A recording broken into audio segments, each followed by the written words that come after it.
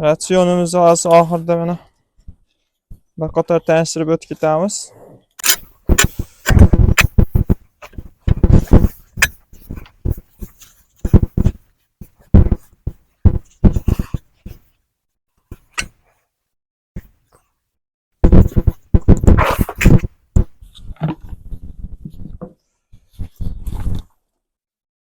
Assalomu alaykum va rahmatullohi va barakatuh. YouTube ishqibozlari, chorva ishqibozlari, mol qo'y ishqibozlari va bizni muntazam qo'llab-quvvatlab turgan aka-ukalar. Bugungi videomiz 30 ta buqaga yem tayyorlash jarayoni. Xudo xolasa kuzatib boringlar. Biz ishimiz boshladik. Birinchi ishimiz mana shu gravelkada somonni chiqarib, o'shga borib qo'yamiz, tayyor qilib. Silos bilan somon tayyorlashtirishdan boshlab yuboramiz. İnşallah kuzatishda davom etinglar. 70% silos, 30% somonlashtirib olamiz. Olib kelib tayyor qo'yamiz buni. Shunday qilib yeyib olaveramiz.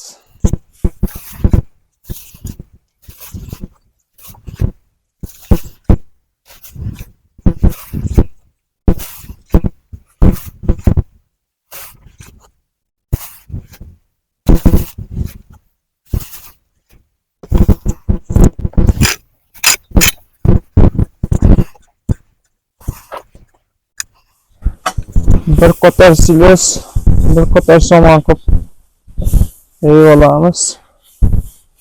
Qatlam-qatlam qilib.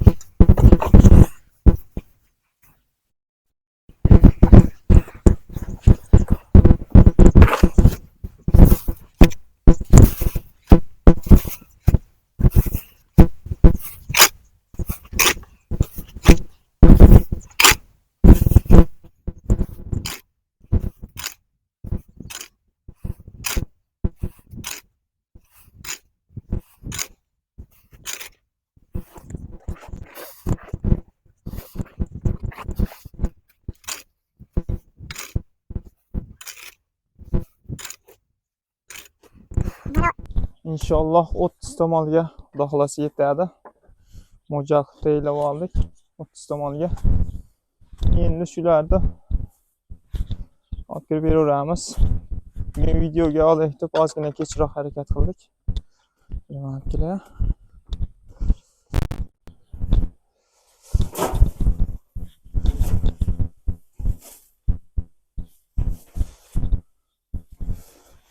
Shunday qilib bir qator suv olib kirib ketaveramiz. O'sha ichga kirib paqirga solamiz. Bunga aralashib ketadi. O'zi och. Shunda ham yaxshi yallashyapti.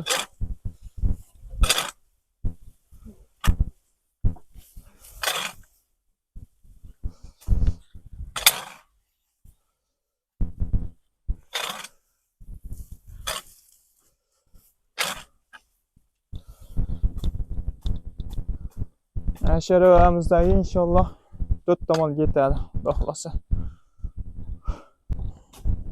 Mana oxirlarda ham olib qo'ying, yeb, yalab tashlagan mana. Oxirlarda ham yalab tashlayapti mollar. Buni siri nimada deganlarga, buni siri mehrda. Men qarashimda.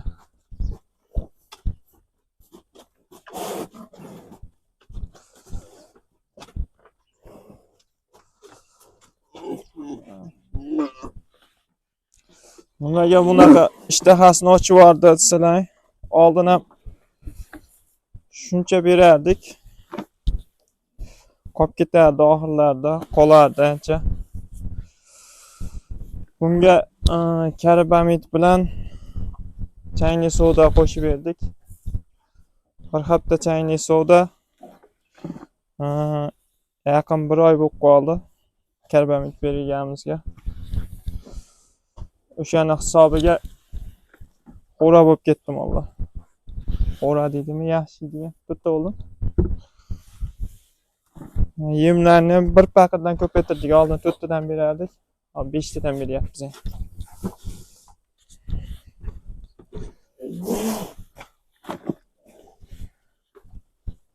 5 tadan bersak ham yo'g'oryapti.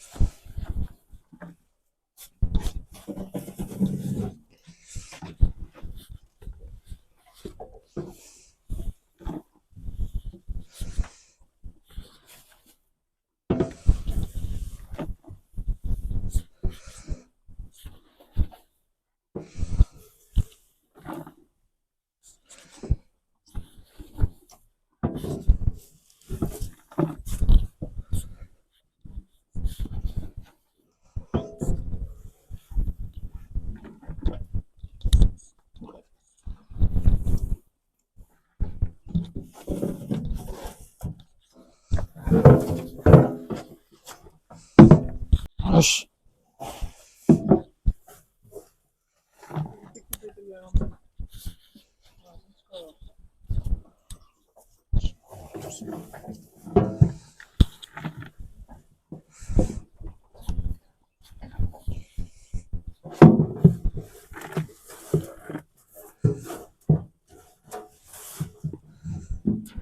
O 8'e koydum. Yemlerimizni ham mana kuchaytirdik. Mana shundan 4 kuruşkadan beryapmiz endi. Yeydigan payti keldi hozir, havo yaxshi, rosa yeydigan momenti. O'ziga oladigan moment ham mollar qo'shdi. Oldingi yemlarimizga to'ymay qoldi. İnşallah bugundan mana qo'shdik. Effektini ko'ramiz endi.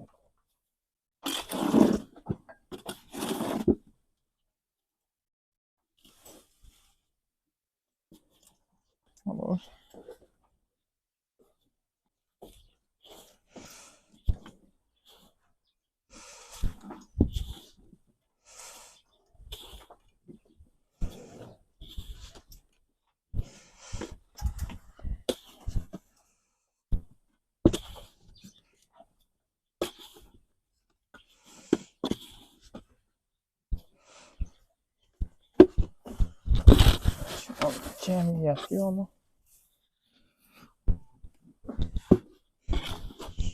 Bir quruq ekan mana shuni bo'yinda da o'lchak.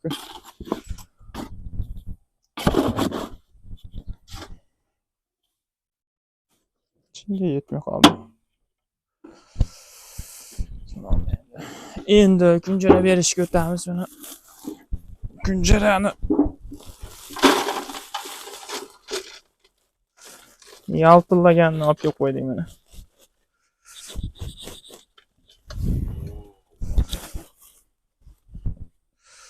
Paxta kunjara. Bittadan tashab chiqaramiz.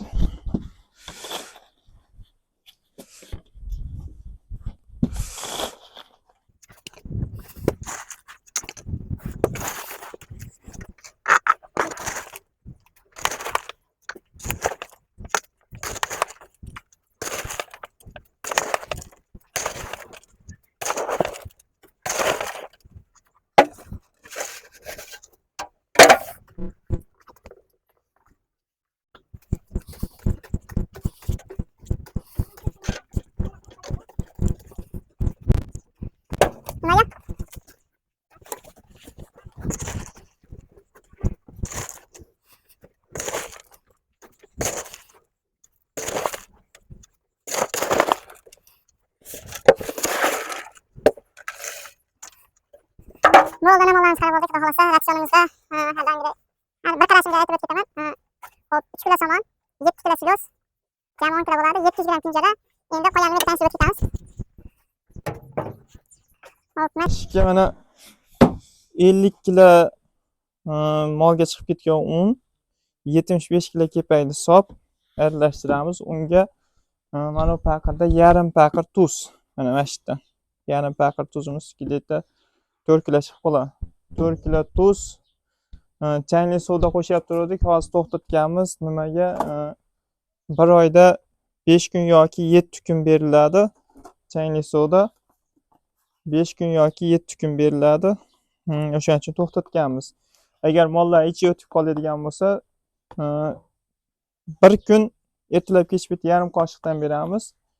Ikkinchi kuni xudo xolasa qolyapti ichi o'tishi. Mana buni ichini ham ko'ringlar. Nima borligini. Mana karbamid, mana tuz. Shunaqa narsalar. Karbamidda mana oddiy yerga solinadigan machavina, yerga solinadigan. Mana shu kasada bitta aralashtirishga 2,5 kasa solib beramiz. Aralashtirib o'ramiz. 2,5 kasa aralashtirib o'ramiz. Buni foydasi bo'yni o'stirib berib, molni semirishiga yordam beradi. Alloh biturin. Karbamidda effekti bor. Normasida bersa, agar kam beradigan, ko'p beradigan bo'lsa, molni ichaklarini yallig'lantirib qo'yishi mumkin. Molni nima deydi? Yeb ozitib yuborishga ham olib kelishi mumkin. Karbamidni 3 hafta berib, 1 hafta dam berish kerak. Xo'p, shunaqa. Endi non suvdan foydalari, chayli suvdan foydasi ishtahasini yaxshilaydi, ichini yaxshilaydi. Ziyoni agar ko'p yeb bo'lsa, o'sha ichaklarni shilib yuboradi u ham. Zarari bir xil ikkalasini pashta. Ozdirib yuborishga olib keladi. Shulardan iborat edi. Biz kuzatib turganlaringiz uchun kattakon rahmat. Sog' bo'linglar, salomat bo'linglar. Obuna bo'lmaganlar obuna bo'lib qo'yinglar. 40-regionga, xonadonlarga tinchlik, totuvlik, qadringiz va qadringiz hamisha baland bo'lsin.